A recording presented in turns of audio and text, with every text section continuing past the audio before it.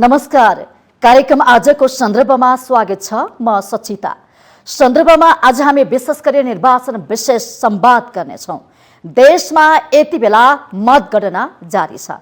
केही ठाउँको नतिजा भने सार्वजनिक भइसकेको छ।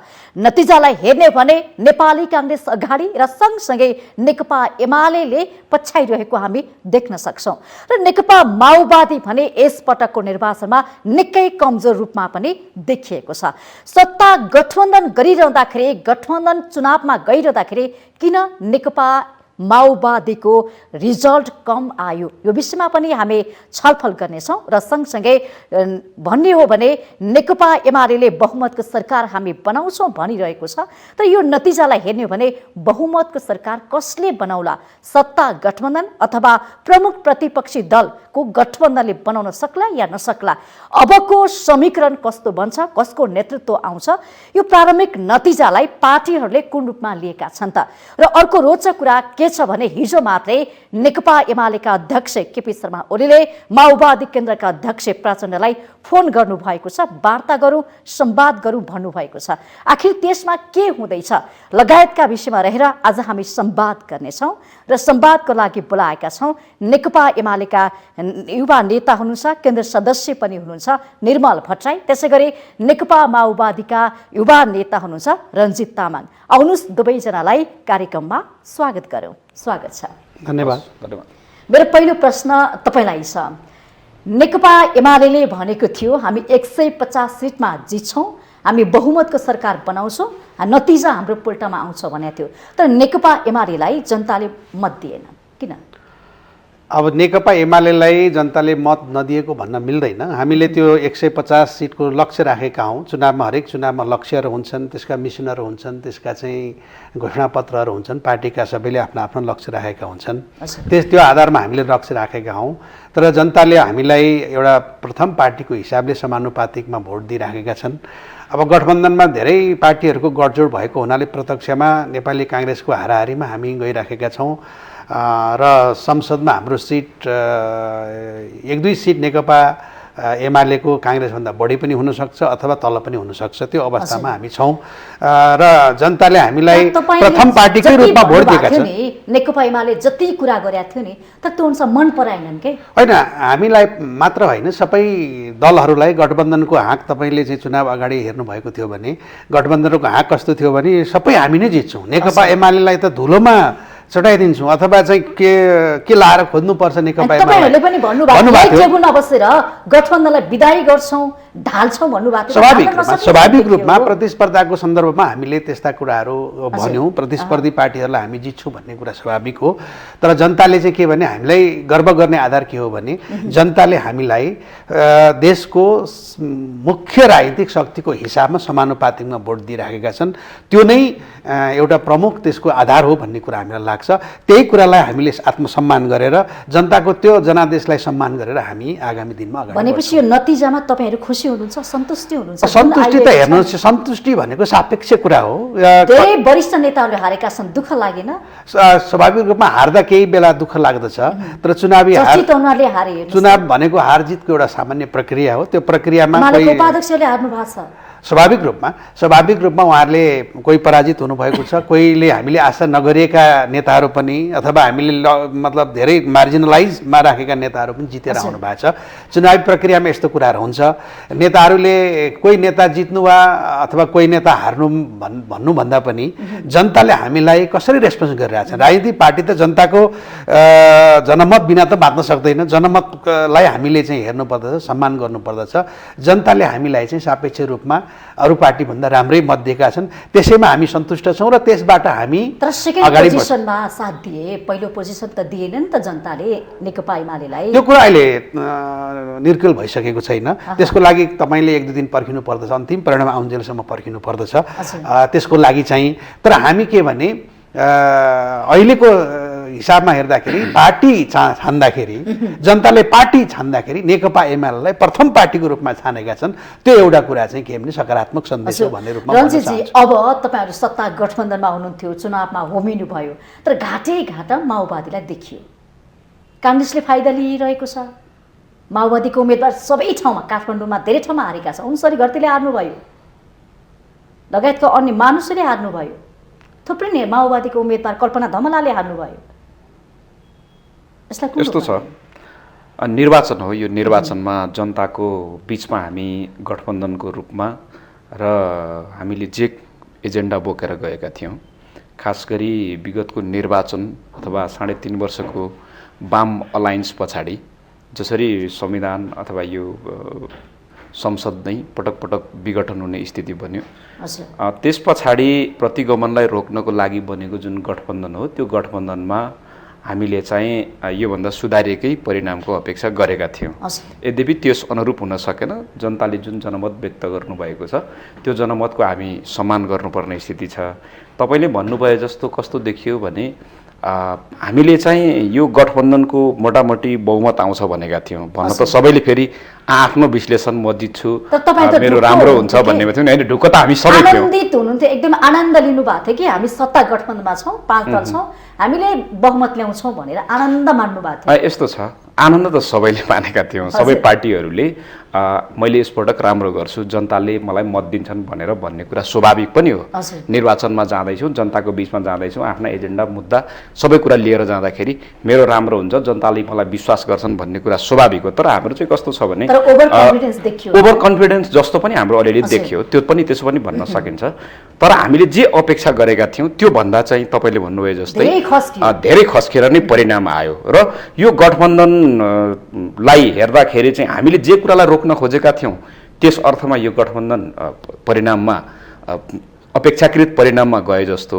तर पार्टीगत हिसाबले हेर्दाखेरि चाहिँ गठबन्धनले जुन परिणाम प्राप्त गर्नु पर्थ्यो अथवा माओवादीले जुन परिणामको अपेक्षा गरेको थियो त्यस अनुरूप चाहिँ हुन सकेन।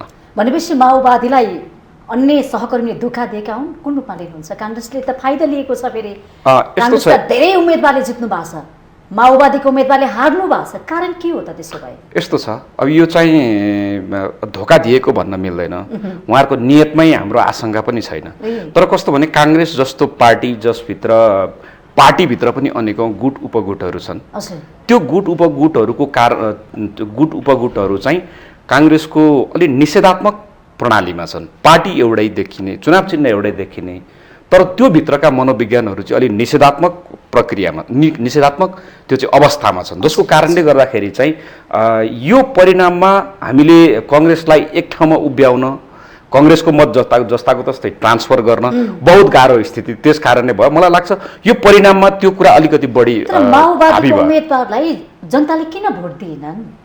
होइन, यस्तो छ, भोटै नदिएको भन्ने होइन, तर विजय प्राप्त गर्ने गरेको एजेन्डा मन नपराएका हुन् त? होइन, त्यस्तो त होइन, मन नपराएका हुन् त जनताले? होइन, त्यसो भन्न त मिल्दैन। तर कस्तो भने पर्याप्त मात्रामा जति मत आउनु पर्थ्यो, जनताले जसरी विश्वास गर्नु पर्थ्यो त्यस प्रकारको स्थिति चाहिँ बनेन।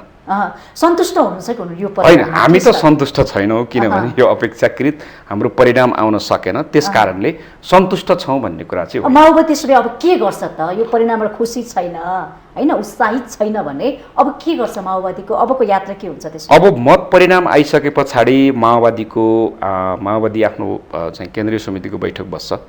त्यो केन्द्रीय समितिको बैठकमा माओवादीले आफ्नो सीमालोकन गर्छ।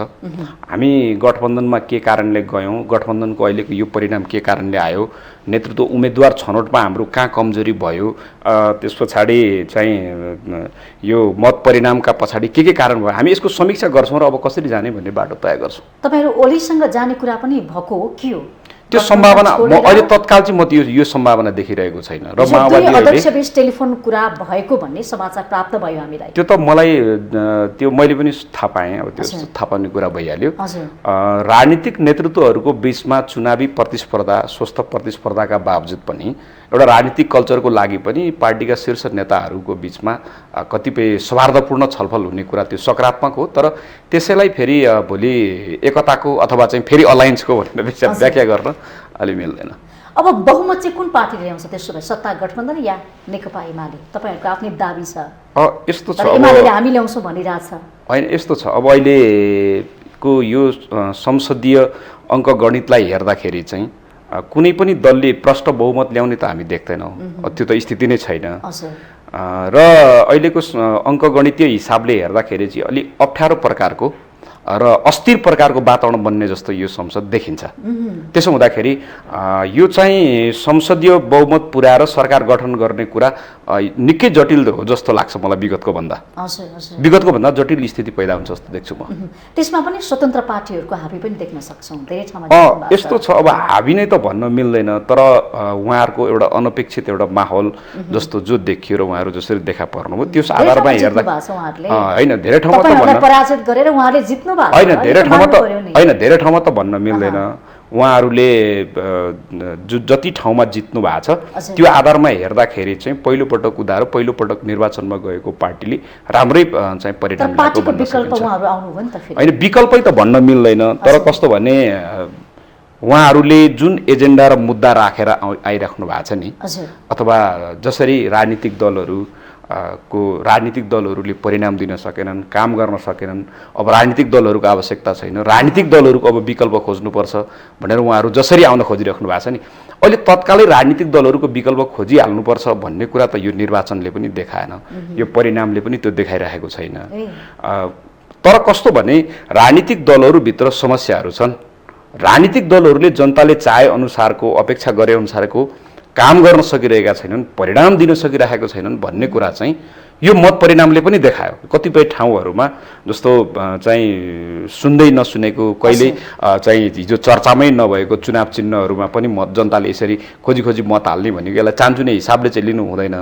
रुझानको हिसाबले हेर्दाखेरि चाहिँ यो राजनीतिक दलहरूको विकल्प खोज्न सक्छ देशले, खोज्न सक्छन् जनताले भन्ने कुरा पनि देखायो। तर फेरि अहिलेको परम्परागत होइन, हामी आत्तेका छैनौँ, किनभने तपाईँले देख्नुभयो नेपालको होइन पराजित हुँदै गएको छ, कमजोर हुँदै गएको छ। होइन, यस्तो छ, होइन यस्तो छ, तहको निर्वाचनदेखि अहिलेको निर्वाचन हेरौँ न, त्यसो पनि भन्न मिल्दैन। हामी यसलाई कस्तो भन्नुहुन्छ भने स्थानीय तहको निर्वाचनमा माओवादी पराजित भएको होइन, विगतको भन्दा सुधारिएकै प्रस्तुति हो माओवादीको स्थानीय चुनावमा चाहिँ, होइन। अब यो अहिले हेर्दाखेरि चाहिँ फेरि स्वतन्त्रहरू आएर माओवादीलाई मात्रै पराजित गरेको भन्ने कुरा मात्रै पनि होइन। जस्तै हिजो हेर्दाखेरि नेपाली कांग्रेस जुन स्थानमा थियो आज नेपाली कांग्रेस अर्को ठाउँमा पुग्यो। नेकपा एमाले हिजो जुन पोजिसनमा थियो आज नेकपा एमाले त्यो चाहिँ डाउन साइज भयो, होइन। पराजय गर्नको लागि त जस्तै स्वतन्त्रहरूले माओवादीको नेतृत्वलाई पनि, माओवादीको उम्मेदवारलाई पनि पराजित गर्यो, एमालेकोलाई पनि पराजित गर्यो, अरूलाई पनि पराजित गर्यो। होइन, यस्तो छ। अनि त्यस्तो छैन, हामीले हराउने भन्ने कुरा होइन। निर्वाचनमा गइसके पछाडि प्रतिस्पर्धामा होइन, त्यो त स्वाभाविक कुरा हो कि हामीले नेकपा एमाले विगतमा जसरी चाहिँ हिजो वाम गठबन्धन अथवा वामपन्थीहरूको सरकार भएको बेलामा 3.5 वर्षको समय अवधिमा जसरी त्यो समय अवधि बिताइयो, त्यस पछाडि संसद विघटनको जुन प्रक्रिया भयो, त्यस पछाडि हामीहरूले भनेको कुरा के हो भने आखिर नेकपा एमालेको नेतृत्वमा सरकार बन्दा नेकपा एमाले सबैभन्दा ठुलो दल हुँदाखेरि पनि उसले समयलाई सदुपयोग गर्न सकेन, त्यो अवसरलाई पुरा गर्न सकेन। त्यो पुरा गर्न नसकेको हुनाले 3.5 वर्ष चाहिँ बेकारमा फालियो भन्ने खालको कुरा गर्नुभयो। होइन, त्यसमा यस्तो हो, नेकपा एमालेको सरकार थिएन त्यति बेला, नेकपाको सरकार थियो। नेकपामा स्वयं माओवादी पनि पार्टी एकता भएर हामी एकै ठाउँमा भएका बेलामा सरकार चलेको हो। तर पार्टीभित्र चाहिँ के भने एकता हुन सकेन, सहमति हुन सकेन, विभिन्न विषयहरूमा चाहिँ यसमा सहमति हुन सकेन। एमसीसीको बारेमा सहमति हुन सकेन, भेनेजुएला प्रकरण भन्ने निस्क्यो, त्यसपछि अरू विभिन्न प्रकरणहरू निस्के, नेतृत्व कसले गर्ने, आलो पालो गर्ने कि के गर्ने भन्ने प्रश्नहरू निस्के। र यी सबै कुराहरूले गर्दाखेरि नेकपाले राम्ररी सरकार चलाउन सकेन भन्ने अर्थ निकाल्नुपर्छ।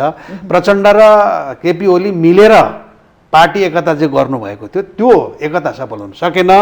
त्यो एकता सफल हुन नसक्दाखेरि संसद विघटनका घटनाहरू पनि घटे र अरू केही कुराहरू पनि भए। पार्टी विभाजन भइसकेपछि स्वाभाविक रूपमा वामपन्थीहरू अहिलेको उपस्थितिमा वामपन्थी जो हामी भनिराखेका छौँ, जसले मार्क्सवाद, लेनिनवाद, माओवाद अथवा जनताको बहुदलीय जनवाद जे भनेर हामी वाम राजनीति गरेर आइरहेका छौँ, ती शक्तिहरू अहिले स्वाभाविक रूपमा कमजोर भएर दक्षिणपन्थी शक्तिहरू विभिन्न बाहनामा विभिन्न केपी शर्मा ओलीले कमजोर पार्नुभयो भन्छन् नि सुन्नु केपी ओली शर्माले त्यहाँ प्रचण्डले पनि त कमजोर पार्नु भयो नि। प्रचण्ड त्यही पार्टीको अध्यक्ष हुनुहुन्थ्यो, उहाँ पार्टी फुटाएर जानुभयो, पार्टी चाहिँ विभाजन भयो र संसद त्यही कारणले गर्दाखेरि संसद भङ्ग गर्नुपर्ने अवस्था भयो। नेकपाको विवादको कारणले संसद भङ्ग गर्नुपर्ने व्यवस्थापन गर्न नसक्ने अनि संसद विघटन म भन्दैछु नेकपाको पार्टी चाहिँ के भने पार्टीभित्रको विवादलाई समाधान गर्ने कुरामा संसद विघटन गर्ने र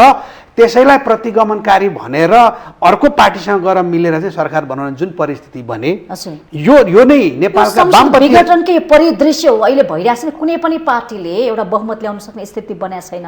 अहिले पनि उहाँले भनि संसद विघटन गर्ने केपी ओलीले गरेकै होइन, संसद विघटन गर्ने कारक तत्त्वको रूपमा प्रचण्ड र माधव नेपाल हुनुहुन्छ, जसले केपी ओलीलाई काम गर्न दिनु भएन, घेराबन्दी गर्नुभयो, पार्टीको चाहिँ मतलब बहुमत कमान्ड गर्ने प्राविधिक रूपमा बहुमत पुर्याएर चाहिँ त्यसलाई कमान्ड गर्न खोज्नुभयो र त्यो कारणले गर्दाखेरि केपी ओली पार्टीका कारणले पार्टीले काम गर्न नदिएका कारणले संसद विघटन गर्ने जो प्रधानमन्त्रीको परम्परागत चाहिँ के भने विशेषज्ञ हो त्यो आधारमा उहाँले गर्नुभयो। भलै अदालतले त्यसलाई पुनर्स्थापित गरिदियो, त्यो कुरा अर्कै हो। तर संसद विघटन गर्ने प्रमुख कारकको रूपमा प्रचण्ड र माधव नेपाल हुनुहुन्छ भनेर भन्नु अन्यथा हुँदैन र वास्तविकतासँग नजिक हुन्छ। संसद विघटनको प्रमुख कारकको रूपमा चाहिँ उहाँहरू दुवैजना लिनु भएको छ पात्रको रूपमा, त्यो कुरा त्यो हो। यस्तो छ, अब अहिले यो बेलामा आएर आरोप लगाउनु पर्ने, आरोप प्रत्यारोप गर्नुपर्ने के जरुरी छ र? यो कुरा त चाहिँ गल्ती कसले गरेको थियो भन्ने कुराको समीक्षा त गरौँला, तर अहिले व्यक्त भएको मतको हिसाबले हेर्दाखेरि पनि केपी कामरेडलाई कस्तो अहम र दम्भ थियो भने मैले यो देशलाई पुरै विकास समृद्धितर्फ लगिरहेको छु, मैले भनेको चाहिँ सुखी समृद्ध नेपाल सुखी नेपालीको नारामा आम जनता विश्वस्त हुनुहुन्छ। मैले चाहिँ अहिले जिडिपीमा पुरा एकदम चाहिँ बढाइराखेको छु होइन, पर क्यापिटल इन्कम पनि बढिरहेको छ, सबै सारा मैले गरिरहेको छु, रेल आउँदैछ, अर्को आउँदैछ।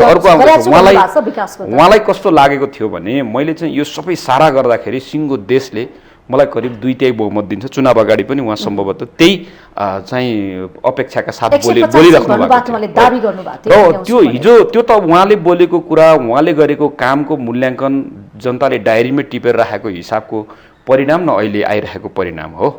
यो कुरामा त कुनै दुविधा छैन नि। तपाईँ देशभरिको मतलाई हेर्दाखेरि देशभरि प्राप्त गरेको नेकपा एमालेको तर्फबाट हिजो चाहिँ उहाँलाई साथ दिएका ठुल्ठुला नेताहरूले आज प्राप्त गरेको कतिपय पराजय सबै कुरालाई हेर्दाखेरि त्यो छ नि। अब यहाँ आरोप प्रत्यारोप लगाएर मात्रै पनि सोचे अनुसार नतिजा ल्याउन सकेन, अनि त्यो त सक्दै सकेन नि, सँगै सकेन नि। सँगै उहाँले के देख्नु भएको थियो भने म अर्को यो पटकको निर्वाचनबाट चाहिँ फेरि यसरी सत्तारोहण गर्छु कि उहाँले त भन्नुभएको थियो नि त, प्रधानमन्त्री बन्न सिंहदरबारको गेटमा पुरै चाहिँ 2/3 बहुमत लिएर म चाहिँ बाजागाजा बजाएर छिर्छु भन्ने उहाँहरूको थियो नि। तर आजको चाहिँ जनताको जनअभिमतले त यस्तो कुरा बताएन, यस्तो कुरा देखिएन। त्यसो हुँदाखेरि उहाँहरूले अब रियलाइजेसन के गर्नुपर्छ भने दम्ब र घमण्डले मात्रै नहुँदो रहेछ। हिजो वामपन्थीहरूको बिचमा एकता हुँदा कति स्वार्थपूर्ण थियो। उहाँले आज माधव कौँडलाई फोन गर्नु भएको छ, चाहिँ प्रचण्डलाई फोन गर्नु परेको छ। आखिर वामपन्थीहरूको बिचमा एकता र एकरूपता बनाएर सहकार्य गर्नुपर्ने रहेछ भन्ने कुरा त उहाँलाई आज जुन अनुभूति भइरहेको छ यो कुरा उहाँले हिजो मात्रै महसुस गर्नुभएको भए, हिजो मात्रै यो कुराको महत्त्व बुझ्नु भएको भए आज नेकपाको सरकार 2/3 बहुमतसहित दन्दनाएर अगाडि बढेको हुन्थ्यो नि। आज नेकपा एमाले यो ढङ्गले चाहिँ रोदनपूर्ण ढङ्गबाट चाहिँ बहुमतको कसरत गर्नुपर्ने, रोदनपूर्ण अपमान भएको होइन त, तपाईहरुले गर्नुभयो नि त अपमान त होइन, बहुमतको अपमान होइन। तपाईँ कस्तो भने बहुमतको सम्मान गर्ने नाममा यो व्यवस्था, यो प्रणाली, संसद र सारा जनताको जनमतलाई उल्ट्याउने कुरा चाहिँ त्यो त्यसो गर्न सकिँदैन थियो। त्यस आधारमा त्यो चाहिँ संसद विघटन गलत हो। पार्टीभित्र नमिलेको कुराहरू पार्टीभित्र मिलाइनु पर्थ्यो। माधव कौँडले के कुराले न्यु खोज्नु भएको छ, प्रचण्ड कौँडले के कारणले न्यु खोज्नु भएको छ, वा उहाँले पार्टी चाहिँ सही ढङ्गले ड्राइभिङ गर्न सकिराख्नु भएको छैन। ड्राइभरले गाडी एक्सिडेन्ट गरेपछि खलासीले सिट्ठी नबजाएर अथवा खलासीले चाहिँ अथवा चालकले चाहिँ त्यसमा चाहिँ सङ्केत नगरेर यो गाडी एक्सिडेन्ट भयो भनेर दोषारोप गर्ने। सत्ता गठबन्धन के को लागि भनेको केपी शर्मा ओलीलाई तह लगाउनको लागि र संविधान रक्षाको लागि भनिरहँदाखेरि अझ पनि खतरा छ संविधानमाथि। यस्तो छ, यो चाहिँ कस्तो हुँदो रहेछ भने नि यो अहिले पनि खतरा छैन भन्न त सकिँदैन। जस्तो संविधान जारी भएको यतिका समय अवधिमा आइपुग्दाखेरि त्यो संविधानको कार्यान्वयनको, संविधानलाई बलियो बनाउनको लागि त्यसका ऐन कानुन नियमहरू बनाएर कार्यान्वयनमा जानुपर्ने प्रक्रिया चाहिँ चरणमा छौँ हामी त, त्यो पहिलो चरणमा जस्तोमा छौँ नि हामी। तर यहाँ पुग्दाखेरि चाहिँ यो संविधानको मूल मर्म र भावना अथवा चाहिँ यो परिवर्तनको एजेन्डा र मुद्दालाई कार्यान्वयन गर्नुको सट्टा यसलाई रोक्ने, अवरोध गर्ने, यसलाई उल्ट्याउने दिशातर्फ गयो भने त आखिर यो यत्रो लामो परिवर्तन त निरर्थक हुन जान्छ नि। त्यस आधारमा हामीहरूले हिजो के भनेको हो भने यो गठबन्धन तयार गर्दाखेरि पनि मुलुक जसरी अगाडि जानुपर्छ त्यसरी अगाडि जान सकेन, मुलुकलाई जसरी ड्राइभ गर्नुपर्छ त्यो अनुसार भएन। त्यो नहुनुको पछाडि चाहिँ मूल कारक भनेको चाहिँ यो व्यवस्थाप्रति, यो संविधानप्रति नेकपा एमालेको अध्यक्ष प्रतिबद्ध हुनु भएन, जनताको जनअभिमत अनुसार चाहिँ उहाँले काम गर्न सक्नु भएन। त्यसैले पटक पटक संसद विघटन गर्नुभयो भन्दा अब फेरि संसद विघटन नगर्ने बाचा त उहाँले गर्नु पर्यो नि। यो संसदले जनताको पक्षमा काम गर्छ, जनतालाई हिजो हामीले प्रतिबद्धता गरे अनुरूपको काम गर्ने गरी संसदबाट सरकार खोज्छौँ, समस्याहरूमा कतिपय नीति ऐन कानुनहरू बनाउनु पर्ने छ त्यो हामी संसदमा खोज्छौँ र संसदलाई सार्वभौम संसदको रूपमा आम जनताको मनोभावना, आम जनताको चाहनालाई छलफल गर्ने केन्द्रको रूपमा हामीले संसदलाई प्रयोग गर्छौँ भन्ने कुराको प्रतिबद्धता चाहियो नि त हामीलाई त। जुन अहिले चर्चा भइरहेछ, अब विगतमा भएका कमी कमजोरी भन्दा पनि अब नेकपा एमाले सचिएर अगाडि बढ्छ कि बढ्दैन? अब तपाईँहरूले भन्नुभएको छ बहुमतको सरकार हामी ल्याउँछौँ, बनाउँछौँ, प्रधानमन्त्री चाहिँ केपी शर्मा ओली बन्छ भन्नुभएको छ, त्यो भविष्य देख्नुहुन्छ यो निर्वाचन परिणाम? स्वाभाविक रूपमा हरेक राजनीतिक पार्टीले र हरेक नेताले आफ्ना कमी कमजोरीहरूलाई सच्याएर अगाडि जानुपर्छ। त्यो कुरा प्रचण्डमा पनि लागु हुन्छ, केपी ओलीमा पनि लागु हुन्छ र सबैमा लागु हुन्छ। त्यो कुरा हामी एज अ पार्टी र पार्टीको नेतृत्वले त्यो काम गर्छ। पहिलो कुरा, कमी कमजोरीहरू भएका छन् भने जनताले चाहिँ त्यो कुरालाई कमी कमजोरी भन्यो भने त्यसलाई सच्याएर अगाडि जान्छ।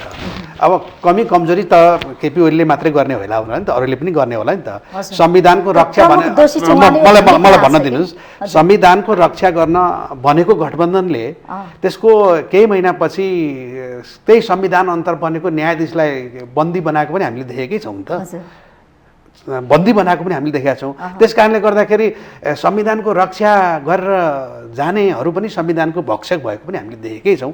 त्यस कारणले गर्दा यो संविधानको कुरा गर्नु चाहिँ यो बेतुकको कुरा हो। सबै संविधान बनाएका पार्टीहरू हुन् यिनीहरू र सबैले संविधानको रक्षा गर्छन्।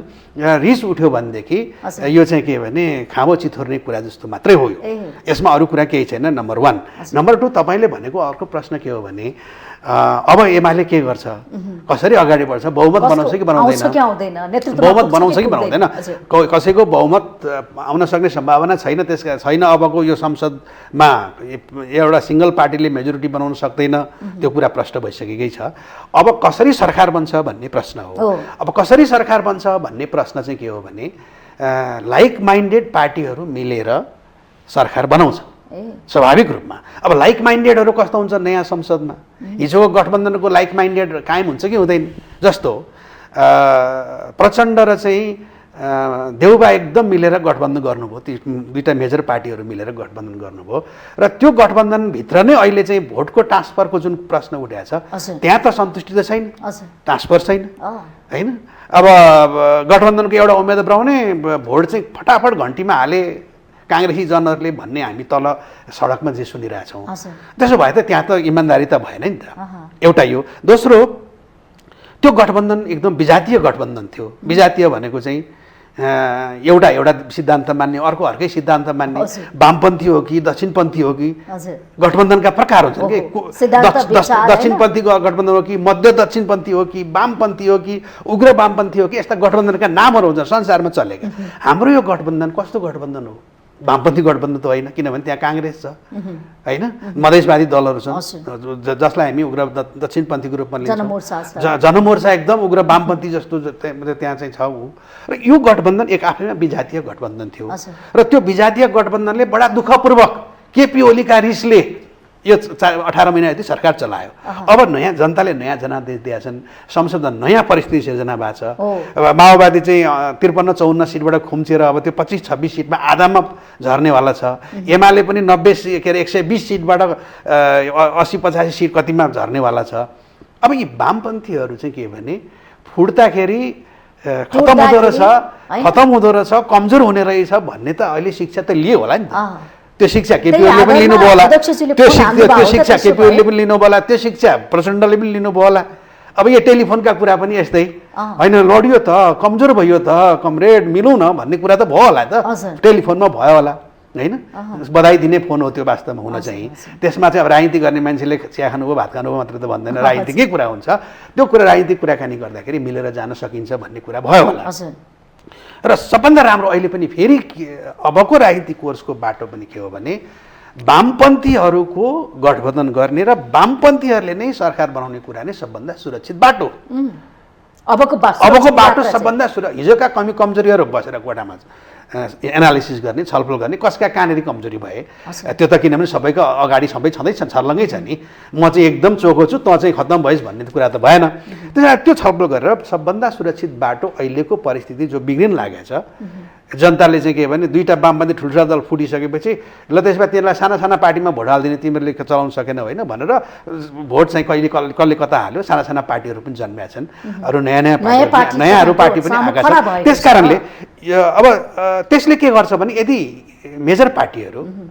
मेजर पार्टी खास गरी वामपन्थी पार्टीहरूले यो विषयमा छलफल नगर्ने हो, त्यसलाई चाहिँ राम्ररी वस्तु ठोस परिस्थितिको ठोस भनेपछि यो नतिजाले तपाईहरु अत्तालिनु भए जस्तो भएको जस्तो सुन्नु न, त्यो फेरि तपाईले यो अतिरञ्जित तपाईले चाहिँ कमजोर भयो, यो अतिरञ्जित पनि नगर्नुहोस्। वामपन्थी राजनीतिक पार्टीहरू यति उसले अत्तिने अवस्थामा छैनन्, तर वामपन्थीहरू के भन्छन् भने आफूलाई ठोस परिस्थितिको ठोस विश्लेषण गर्ने शक्ति भनेर आफूलाई भन्छ। त ठोस परिस्थितिको ठोस विश्लेषण गरेर जनताले नयाँ पार्टी ल्याइदिसके, नयाँ पार्टी आयो, एउटा सानो शक्तिको रूपमा आयो, ठुला पार्टीलाई पराजित गर्दै नयाँ पार्टी जितिसके त। एउटा शक्ति राजनीतिमा कस्तो आयो भने केही 20-25 सिट लिएर एउटा पार्टी नेपालको राजनीतिमा आयो। अब उसको कुरा के छैन भने उसले रुझान कता राख्नेछ, वाम रुझान राख्नेछ कि दक्षिणपन्थी रुझान राख्नेछ, त्यो प्रश्न भएको छैन। उनीहरू चाहिँ के भने साँच्चै जोगी हुन राजनीति एकदम पेसा होइन सेवा भनिरहेछन्, त्यस्तै गर्न आएका हुन् कि ती पनि तात्तै खाउँ जली मरौँ भनेर हतार मन्त्री हुने, मन्त्री भएपछि चाहिँ के भने यसो गरिहाल्नु भन्ने त्यता जान्छ कि त्यो हेर्न बाँकी नै छ। त्यस हुनाले जितेका प्रतिनिधिहरूको सम्मान गर्दै हामी के भन्छौँ त भन्दाखेरि उहाँहरूको संसदीय राजनीतिमा भोलिको भूमिका कस्तो हुनेछ, भोलिको छवि कस्तो हुनेछ होइन। हामीले के देखाएको छौँ, संसदीय व्यवस्था भङ्ग गर्ने, संसदीय व्यवस्था हटाएर जनवादी व्यवस्था लागू गर्ने भनेर 10 वर्ष जनयुद्ध गर्ने माओवादी संसदीय विकृतिको आलमै डुब्यो नि त होइन। हामी साम्यवादी भन्छौँ, हामीलाई साम्यवादीहरू पुँजीवादको चाहिँ मतलब लयमा पछि लागिरहेछौँ नि त। गान्धीवादी भन्ने काङ्ग्रेस चाहिँ साम्राज्यवादी र दलाल पुँजीवादीको पछि लागिरहेछ नि त। यो विकृतिको बिचमा अब स्वतन्त्र पार्टी कस्तो भूमिका खेल्ने, के गर्न सकेन नि त। पार्टीलाई त भ्रममा राखे, त्यस्तो पनि होइन, सधैँ दुःखमा त त्यस्तो पनि होइन, नेपाली संविधान नेपाल भन्ने कुरा मात्रै गर्ने, त्यस्तो पनि होइन, घर घरमा ग्यासको पाइप पुर्याइदिने भन्ने सपना अथाह बाड्ने काम चाहिँ त्यस्तो पनि होइन। त्यस क्षेत्रमा काम पनि भएका छन्। वामपन्थी पार्टीहरूले ठुलो भूमिका पनि खेलेका छन्। राणा शासनदेखि हटाउनदेखि लिएर सारा यो स्वतन्त्रता ल्याएको कुरा हामीले नै गरे हो, त्यसमा चाहिँ त्यो कुरा छँदैछ। तर एउटा हाम्रो कमजोरी के हो भने हामी सरकार बनाउने बेलामा, आर्थिक समृद्धिमा लाने बेलामा, रूपान्तरण गर्ने मामलामा हामी वामपन्थीहरू चुकिरहेका छौँ। यो पनि सत्य हो। त्यसमा एमालेको पनि भाग होला, त्यसमा माओवादीको पनि भाग होला, चुकिरहेका छौँ हामी। लडाइँ लडेर स्वतन्त्रता प्राप्त गर्ने, सत्ता प्राप्त गर्ने कुरामा हामी सफल भयौँ, तर सत्ता राम्रो गरी सञ्चालन गर्ने र जनतालाई चाहिँ राम्रो डेलिभरी दिने कुरामा हामी चुकिरहेका छौँ। अब त्यो हामीभन्दा बढी त काङ्ग्रेसै चुकिया छ। गठबन्धन ढाल्न सक्नु भएन, विदा गर्न सक्नु भएन, फोन गरेर मिलाउँ भनेर गठबन्धन ढाल्ने रणनीतिमा लाग्यो एमाले। अब त्यसो गठबन्धन त धेरै वर्षसम्म, यो संविधान रहेसम्म धेरै वर्षसम्म गठबन्धनले शासन गर्ने हो। किनभने कुनै पार्टीको बहुमत नआउने बित्तिकै गठबन्धनले शासन गर्ने हो। अघिल्लो पनि गठबन्धनले शासन गरे हो, त्यति बेला बेला एमालेको पनि बहुमत थिएन, माओवादीको पनि बहुमत भएन, दुईटा मिलेर चुनाव लडेका थिए। पछि गठबन्धन नै एक किसिमको सरकार थियो, 2/3 सरकार थिएन, त्यो गठबन्धनकै सरकार थियो। त्यो एमाले र माओवादीको गठबन्धनको सरकार थियो। त्यो तपाईलाई माओवादी किन चाहियो तपाईहरुसँग झगडा गरेर यसमा के हो भने अब गठबन्धन बन्छ, नयाँ ढङ्गले गठबन्धन बन्न सक्छ। पुरानै गठबन्धन कायम रहने सम्भावना म देख्दिनँ, किनभने पुरानै गठबन्धनले एक त बहुमत पुग्ने सम्भावना छैन। दोस्रो कुरा के भने नयाँ परिस्थितिमा नयाँ किसिमका गठबन्धनहरू बन्ने हाम्रो देशको परम्परा पनि छ। अब जस्तो कि उहाँले भन्नुभएको छ पुरानो गठबन्धन होइन, नयाँ गठबन्धनको आवश्यकता परेको छ, नयाँ गठबन्धन बनाउने भन्ने कुरा छ। तपाईँहरू चाहिँ अब त्यो गठबन्धन छोडेर फेरि नयाँ गठबन्धन बनाउनुतिर जाने कि फेरि यो गठबन्धन निरन्तरता दिने, के छ माओवादीको विचार? यस्तो छ, अब यो हामी जुन गठबन्धन तयार गरेर निर्वाचनमा गएका थियौँ, हाम्रो पहिलो कुरा यही गठबन्धन नै हाम्रो प्राथमिकता हो। पहिलो प्राथमिकता। अब अघि किन यो अर्को पनि हुन सक्छ नि भन्ने कुरामा चाहिँ अहिले हामी त्यो विकल्प नेकपा एमालेसँग सहकार्य भइहाल्ने विकल्प हामी देखेका छैनौँ। नेकपा एमाले र माओवादी केन्द्रको बिचमा गठबन्धन भइहाल्ने स्थिति हामीले देखेका छैनौँ। उहाँले भन्नुभयो जस्तो यो सजातीय विजातीय भन्ने कुरा छ, अब नेकपा एमाले पनि यसपटक गठबन्धन नै गरेको छ हिजोको चाहिँ, होइन, परम्परागत शक्तिहरू, हिजोको पुरातनपन्थी शक्तिहरू सहित उहाँहरूले विभिन्न प्रकारको उहाँहरूको पनि जो गठबन्धन छ, एमाले पनि त्यहाँ प्रयत्न गर्ने नै होला। र अब यसरी हेर्दाखेरि चाहिँ हाम्रो पहिलो कुरा यो अहिलेको वर्तमान गठबन्धनमै बहुमत पुर्याएर सरकार बन्नेतिर हुन्छ होला। तर मेरो व्यक्तिगत कुरा गर्नुहुन्छ भने चाहिँ माओवादी केन्द्र प्राय गरी प्रत्येक सरकारहरूमा सहभागी भइरहेको छ प्राय गरी, तर जनताको जीवनमा हामीले अपेक्षाकृत परिणाम पनि दिन सकिरहेका छैनौँ, जनता पनि सन्तुष्ट भइरहेका छैनन्, आम नेता कार्यकर्ता पनि अपेक्षाकृत रूपले सन्तुष्ट भएको म देख्दिनँ। त्यसो हुँदाखेरि माओवादी केन्द्र चाहिँ यसपटक सरकारमा नजाने हो कि अथवा सरकारभन्दा बाहिर बस्ने हो कि र पार्टी सङ्गठन निर्माण गर्नको लागि जनताको बिचमा जाने हो कि भन्ने चाहिँ मलाई, मेरो आफ्नो कुरा चाहिँ त्यो छ। भनेपछि तपाईँहरू यो गठबन्धन त्याग्ने भन्ने स्थितिमा चाहिँ हुनुहुन्न? त्यसो भए अहिले भइरहेको गठबन्धनलाई छोड्ने यो गठबन्धन अहिले तत्कालसम्म पुग्छ, यसको भविष्य कतिसम्म हो भन्ने कुरा थाहा छैन। अहिले तत्कालै अब यो गठबन्धनको औचित्य सिद्धियो भनेर निष्कर्ष निकाल्ने र यो गठबन्धन माओवादी अलग्गी र अर्को गठबन्धन तयार गर्ने स्थिति मैले अहिले देखेको छैन। त्यो के सन्दर्भमा हुन सक्छ हो, त्यो के सन्दर्भमा हुन सक्छ भने अब जस्तै वामपन्थीहरूको बिचमा अलायन्स गर्नु पर्यो भन्ने कुरा चाहिँ, जस्तो त्यही भएर त हिजो हामीले गठबन्धन गरेको, पार्टी एकता गरेको त्यो आधारमा हो नि त। त्यो अनुसारको एजेन्डा मुद्दा सबै बनाएर गएको हो नि। सरकार तयार गर्नको लागि, सरकार बनाउनको लागि चाहिँ सबै प्रकारका प्रतिबद्धताहरू व्यक्त गर्ने होइन, जनताको काम गर्नको लागि चाहिँ होइन, त्यो सरकार गठन गर्न, प्रधानमन्त्री मन्त्री बनाउन, अरू आदि इत्यादि गर्नको लागि सबै कुरा गर्न म तयार छु भन्ने बाचा गर्ने, तर भइसके पछाडि केही नगर्ने त जुन त्यो हिजोको विगत देखियो नि, त्यो कुरामा हेर्दाखेरि चाहिँ हामी अहिले विश्वास गरेर फेरि नयाँ प्रकारको एमाले सहितको गठबन्धन बनिहाल्ने देख्दैनौँ। यद्यपि अब वामपन्थीको कुरा गर्दाखेरि चाहिँ वामपन्थीहरूको बिचमा अलायन्स होस्, वामपन्थीहरूले चाहिँ प्रगतिशील प्रकारका एजेन्डा र मुद्दाहरू कार्यान्वयन गरून्, सरकार चलाउन्, इमान्दारीपूर्वक चलाउन् भन्ने कुरा एउटा आदर्शवादी कोणबाट त्यो हुने कुरा भइहाल्यो हाम्रो। तर व्यवहारिक हिसाबले हेर्दाखेरि त त्यो त पटक पटक असफल जस्तो भइसक्यो। अनि अब फेरि त्यो असफल भइसकेको देशलाई के दिन सक्यो भन्नुस् त? होइन, देशको मात्रै कुरा होइन, म यही कुरा भनिरहेको छु कि प्रगतिशील एजेन्डा र मुद्दाहरू सहित साँचो अर्थमा गुलियो मिठो नारा त सबैले लगाए नि, होइन। अहिले त अब अरू सबै पनि नयाँ नयाँ कुराहरू पनि, अहिले त नयाँ नयाँ शक्तिहरू पनि गुल्लै नारा लगाएर आइरहेछ नि, तर त्यो अनुसार हामीले काम त गर्न सकेनौँ नि। त्यो हामीले काम गर्ने शर्तमा नेकपा एमाले अहिलेको जुन नेतृत्व तह छ त्यसले गम्भीर समीक्षा गर्न तयार हुँदाखेरि भएको खण्डमा र चाहिँ अलि नयाँ ढङ्गले जाने सन्दर्भमा हामी चाहिँ हिजो गल्ती भयो, हिजो हाम्रो कमजोरी भयो, त्योबाट चाहिँ पाठ सिकेर हामी यो रोडम्यापका आधारबाट जाउँ र जनउत्तरदायी भएर काम गरौँ भन्ने कुरामा एमाले त्यो समीक्षा सहित माफी माग्नु पर्यो। त्यो समीक्षा सहित विगतमा पनि किनभने बिचमा जस्तो एउटा सहकारी गर्ने भन्ने खालको संवाद पनि सुरु भएको थियो, तर माफी कसले कसलाई लिने, कसले कसलाई दिने भन्ने, किनभने अब किनभने म चाहिँ के पक्षमा छु भने होइन, म चाहिँ किनभने तपाईँकोमा यहाँ आएर एकदम आदर्शवादी कुरा गर्नुपर्ने पनि मलाई किन लागेको छैन भने हामी पार्टी विभाजनदेखि यहाँसम्म आइपुग्दाखेरि धेरै टाढा टाढा पुगिसक्यौँ। नेता कार्यकर्ताहरूको बिचमा तल तल जनताहरूको बिचमा पनि धेरै टाढा टाढा अब चाहिँ एमालेलाई पनि राप्रपा मित्र जस्तो लाग्ने, नजिक जस्तो लाग्ने, साथी जस्तो लाग्ने होइन। हामीलाई पनि काङ्ग्रेस नै हाम्रो चाहिँ अब सहयात्री हो जस्तो लाग्ने, एमालेको साथीहरू देख्दाखेरि अब यो भइसकेको हो, हिजो हाम्रो बाटो फरक परिसकेको भने जस्तो जो भइरहेको छ नि, त्यो कुरालाई हेर्दाखेरि पनि र तल ग्राउन्डमा जनताको लेभलमा पनि त्यस प्रकारको मनोविज्ञान तयार भइसकेको आधारमा चाहिँ मैले के भनेको भने वामपन्थीहरूको अलायन्स तयार गर्दाखेरि पनि हिजोको जस्तो हतार हतारमा लतरपतर गरेर एक थान सरकार गठन गर्नको लागि केपी ओली कमरेड वा प्रचण्ड कमरेड प्रधानमन्त्री बन्नको लागि अब आम नेता कार्यकर्ता र जनतालाई फेरि पनि झुक्क्याइनु, मजाकको विषय बनाइनु हुँदैन।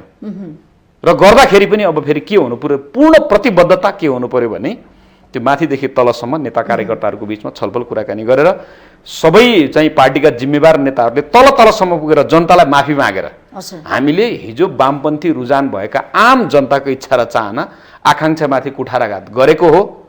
त्यो हाम्रो गम्भीर गल्ती थियो, त्यो अक्षम्य गल्ती थियो। यो नेकपा एमाले भन्न सक्छ अब हामीले मिलाउन सकेनौँ, नयाँ पुस्ताले मिलाएर जान्छ भन्ने हिम्मत गर्न सक्नुहुन्छ कि सक्नुहुन्न? अब यो यस्तो हेर्नुहोस्, यो बच्चामा सरले विद्यार्थीलाई कान समाएर उठबस गराउने जस्तो कुरा राजनीतिमा हुँदैन। राजनीतिमा के भने जनताले हामीले उनीहरूलाई गरेको कामको आधारमा नयाँ जनादेश दिइसके। केपी ओलीले गरेको कामको आधारमा केपी ओलीलाई कति सिट दिने हो जनताले दिइसके। प्रचण्डले गरेको काम कारबाही आदि इत्यादिको हिसाबले प्रचण्डको नेतृत्वको पार्टी नेकपा माओवादी केन्द्रलाई पनि दिइसके। त्यस कारणले गर्दाखेरि ती हिजोको विषयमा चाहिँ के भने उठबस गर्नुपर्ने, आत्मालोचना गर्नुपर्ने खासै कुरा रहन्छ जस्तो मलाई लाग्दैन। नम्बर 1 म भन्दैछु त्यो लाग्दैन एउटा। दोस्रो कुरा चाहिँ के भने जनताले अहिले पनि के भन्यो भने तिमीहरू मिलेर चलाऊ, तिमीहरू मिलेरै चलाऊ, यसरी झगडा नगर। अघि हिजो जसरी झगडा गर्यौ तिमीहरूले त्यसै गरी झगडा गर्यौ भने तिमीहरू फेरि पनि अगाडि बढ्न सक्दैनौ। फेरि पनि नयाँ नयाँ चिजहरू, नयाँ नयाँ चाहिँ विचारहरू, नयाँ नयाँ पार्टीहरू फेरि पनि सिर्जना हुनसक्छ। त्यसै गरी तिमीहरू मिलेर काम गर, हिजोको जस्तो झगडा नगर भन्ने जनादेश अहिलेको संसदको गणितले त्यो कुरा दिएको छ वामपन्थीहरूलाई पनि। र दक्षिणपन्थी शक्तिहरूलाई पनि तिमीहरूले चाहिँ के भने यदि साइजमा राख्न सकेनौ भने, यदि दक्षिणपन्थी शक्तिहरूलाई पनि तिमीले सधैँ पछि लागेर चाहिँ उकासी राख्यौ भने, जसरी प्रचण्डजी र माधवजीले देउबाजीले उकासेर ल्याएर प्रधानमन्त्री बनाउनु भयो, त्यसै गरी दक्षिणपन्थी शक्तिलाई बोकेर ल्याएर तिमीले बोकिराख्यौ भने लामो समयसम्म तिमीहरू वाम आन्दोलन टिक्न सक्दैन भन्ने जनताको सन्देश हो। त्यो सन्देश प्रष्ट रूपमा छ। अझै पनि यो निर्वाचनको सन्देश हो। त्यसकारण तिमीहरू सकेसम्म मिलेर जाऊ भन्ने हो। अब जनताले भनेको कुरा सधैँ नेताले मान्दैन। किन फेरि माओवादी नै खोजेको? होइन, एउटा वाम शक्ति हो नि।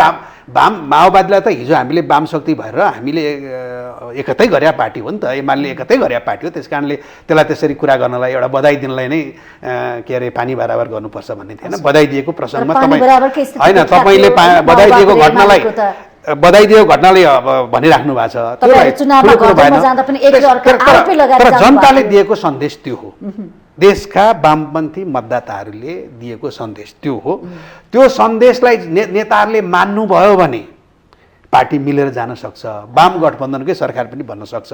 होइन भने दक्षिणपन्थी वामपन्थी राजावादीहरूको ककटेल सरकार पनि बन्न सक्छ। आखिर कसको लागि वामपन्थी, कसको लागि सुन्नुहोस् न, यो जनताको लागि हो। आमूल त्यही भनेको थियो नि, हो नै चुनावमा डराइसक्यो, निर्वाचन परिणाम अत्तालिसक्यो नेकपा। केही अत्तालिया छैन नेकपा एमाले। होइन, प्रथम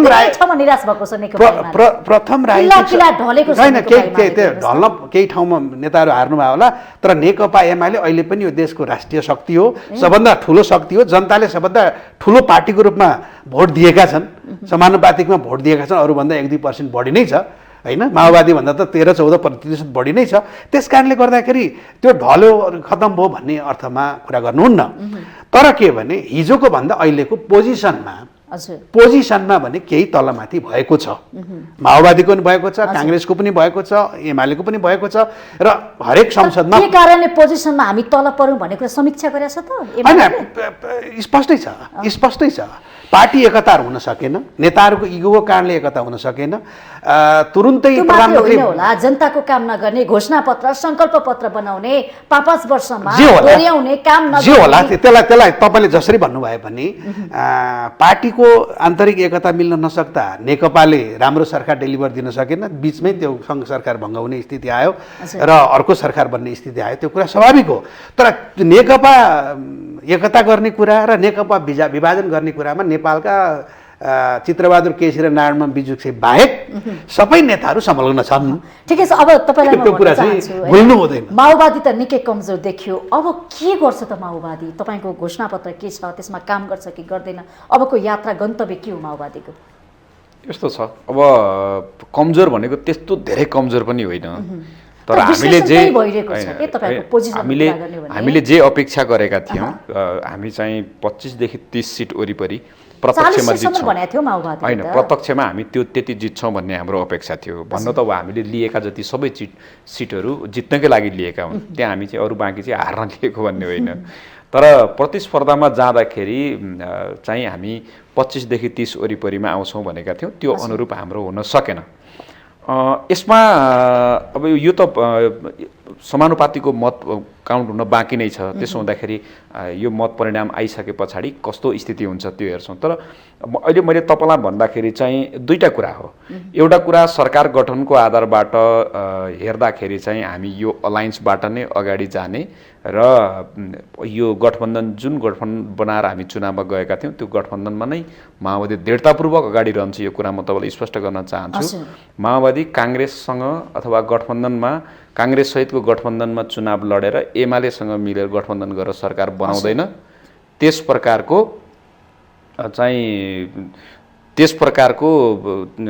चाहिँ माओवादीले के भन्छ यो चाहिँ को बन्छ त प्रधानमन्त्री कि माओवादीले हल्का प्रकारको चाहिँ मैले भन्न खोजेको हल्का प्रकारको चाहिँ काङ्ग्रेससँग सहकार्य गरेर एमालेसँग सहकार्य गर्दैन।